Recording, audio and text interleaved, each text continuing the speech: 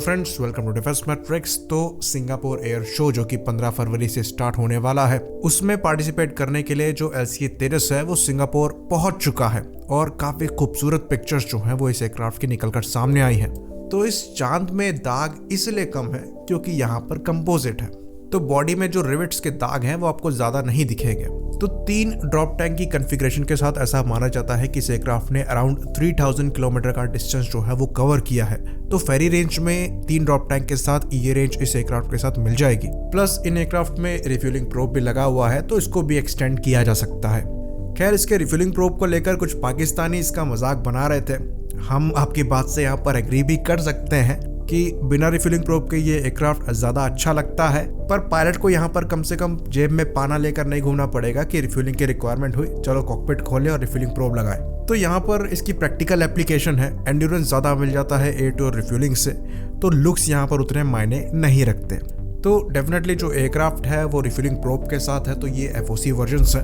तो ये aircraft static display में भी होंगे और एयर डिस्प्ले के लिए भी होंगे। यहाँ पर सोलो एयरक्राफ्ट डिस्प्ले होगा जिसमें डिफरेंट मनोवर्स करके इस एयरक्राफ्ट की मनोवरेबिलिटी को डिस्प्ले किया जाएगा। साथ ही साथ ये जो डायरेक्ट फ्लाई करके ये एयरक्राफ्ट चांगी एयरपोर्ट पहुंचा है सिंगापुर, ये इसके एंड्योरेंस को भी शो करता है कि इतना छोटा साइज होने के बावजूद इस एयरक्राफ्ट में इतनी फ्यूल एफिशिएंसी है और ये इतना फ्यूल कैरी करता है कि ये 3000 किलोमीटर के ऊपर की फेरी रेंज दे देता है ड्रॉप टैंक्स के साथ। और इसके पीछे इसका बड़ा कारण इसके डेल्टा विंग्स हैं, जो कि ज्यादा बड़ा विंग एरिया होने की वजह से ज्यादा फ्यूल कैरी करते हैं। तो जैसा कि हमने पहले आपको बताया था कि ये जो अपॉर्चुनिटी मिली है LCA-13 को, ये ईस्ट एशियन कंट्रीज को लुभाने का बहुत ही अच्छा चांस है, क्योंकि यहाँ पर बाजी पहले से ही कोरियन FA-50 ने मार रखी है। तो कई ऐसी ईस्ट एशियन कंट्रीज हैं जो कि कोरियन FA-50 को ऑपरेट करती हैं, पर कैपेबिलिटी वाइज अगर बात करें, हमारा LCA-13 उस एयरक्राफ्ट से बेटर एयरक्राफ्ट है।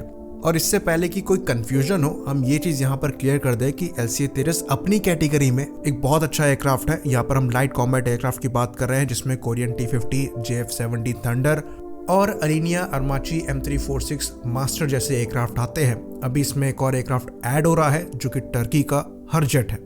तो ये जो लाइट कैटेगरी है, इसके फाइटर एयर डोमिनेंस फाइटर नहीं होते, तो आप इनको F-16 से Su-27 से कंपेयर नहीं कर सकते। और अगर ये उस कैटेगरी का फाइटर होता तो तेजस मार्क 2 जो कि मीडियम वेट फाइटर है, उसको बनाने की कोई जरूरत ही नहीं पड़ती। लेकिन अपनी कैटेगरी में स्पेसिफिकेशन वाइज ये एयरक्राफ्ट सबसे ऊपर बैठता है। दूसरे नंबर पर फिलहाल जो एयरक्राफ्ट आता है वो कोरियन FA-50 है, जिसने सबसे ज्यादा इस मार्केट को कैप्चर कर रखा है। और तेजस के पिछड़ने के पीछे जो बड़ा कारण है वो HAL की इनएफिशिएंसी है। इसमें आप हमसे डिसएग्री भी कर सकते हैं, पर हमारे हिसाब से ये एक बड़ा कारण है। हमें ऐसा लगता है कि अगर तेजस के प्रोडक्शन को पहले गति मिली होती, उसके एक्सपोर्ट को पहले से देखा गया होता और कंपीट किया गया होता, साथ ही साथ जो मार्क 1A है वो अभी तक प्रोडक्शन में होता, तो शायद जो FA-50 का मार्केट है वो LCA-13 का होता।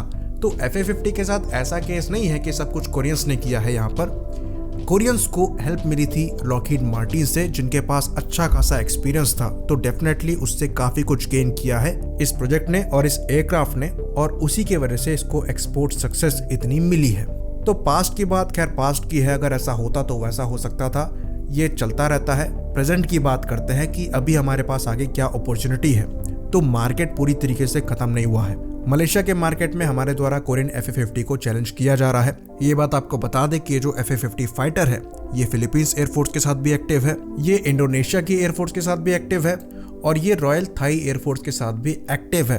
बाकी साउथ कोरियन एयरफोर्स के साथ तो है ही, क्योंकि वही का एयरक्राफ्ट है। तो जब हम LCA-13 के एक्सपोर्ट मार्केट की बात करते हैं तो JF-17 कोई कॉम्पिटिशन नहीं है, ये कोरियन FA-50 फाइटर है जिसको ये एडवांस बनाते जा रहे हैं, पर LCA-13 तब भी उस एयरक्राफ्ट पे एज रखता है। बाकी रिसेंटली ये जो FA-50 फाइटर है इनको इराक को भी दिया गया, तो ये शो करता है कि इस क्लास के जो फाइटर्स हैं इनका मार्केट एक्चुअली एक्सपैंड कर रहा है। ये साउथ एशिया में भी बिके हैं, साथ ही मिडल ईस्ट में भी बिक रहे हैं। तो ये उन कंट्रियों के लिए अच्छे एयरक्राफ्ट हैं जो कि बहुत बड़ी एयरफोर्स को अफोर्ड नहीं कर सकते, लेकिन एयर डिफेंस पर कॉम्प्रोमाइज भी नहीं कर सकते। और इन कंट्रियों के जो नंबर हैं वो अच्छे खासे हैं, चाहे हम साउथ अमेरिका की बात कर लें, चाहे हम मिडल ईस्ट की बात कर लें, चाहे हम ईस्ट एशिया की ही क्यों ना बात कर लें। तो चाइनीज डिफेंस फोर्सेस के एक्सपेंशन की वजह से जो बाकी ईस्ट एशियन कंट्रीज हैं वो भी अपनी डिफेंस कैपेबिलिटी को बढ़ा रही हैं और वहां पर ऐसे प्लेटफॉर्म की रिक्वायरमेंट है जो कि बहुत ज्यादा कॉस्टली ना हो, लेकिन एयर डिफेंस रोल में कहीं से कॉम्प्रोमाइज भी ना करते हों। और ये है FA-50 का फ्यूचर मार्केट, जिस पे LC-Tejas Mark 1A के साथ चैलेंज किया जा सकता है। और ये हमारा गोल होना चाहिए अगर हम LC-Tejas के एक्सपोर्ट को लेकर चल रहे हैं। साथ ही साथ हमें उन कंट्रीज को भी टारगेट करना पड़ेगा जो कि रशिया पर डिपेंड करती थी या करती हैं अपनी फाइटर एयरक्राफ्ट की रिक्वायरमेंट के लिए, लेकिन उनके पास इतना बजट नहीं है कि वो ज्यादा ऑपरेटिंग कॉस्ट के साथ ट्विन इंजन फाइटर को ऑपरेट कर सके। तो ईस्टर्न यूरोप में ऐसी कई कंट्रीज हैं जो कि हमारा मार्केट हो सकती हैं। तो इस एयरक्राफ्ट को एक्सपोर्ट सक्सेस बनाने के लिए यहाँ पर रिक्वायरमेंट क्या है? रिक्वायरमेंट है एग्रेसिव प्रमोशन की, जिसके अंतर्गत हमें डिफरेंट एडवर्टीजमेंट वगैरह भी निकालने चाहिए इस एयरक्राफ्ट को लेकर। साथ ही साथ एयर शोज वगैरह में तो हम पार्टिसिपेट कर ही रहे हैं। साथ ही साथ हमें आफ्टर सेल सर्विस और प्रोडक्शन को भी हमारी स्ट्रेंथ बनाना पड़ेगा। इसके लिए भले ही हमें चीजों को आउटसोर्स करना पड़े, हमें करना चाहिए। तो खाली एयर शोज में पार्टिसिपेट करने से काम नहीं चलेगा। ऑल्दो ये भी जरूरी है, लेकिन खाली यही जरूरी नहीं है, और भी चीजें हैं। होपफुली हमारा तरीका बदले ताकि पास्ट में जो मार्केट हमसे छूट गया है वो फ्यूचर में ना छूटे। इसी बात पर हम इस वीडियो को खत्म करेंगे। लाइक करिए, सब्सक्राइब करिए। जय हिंद।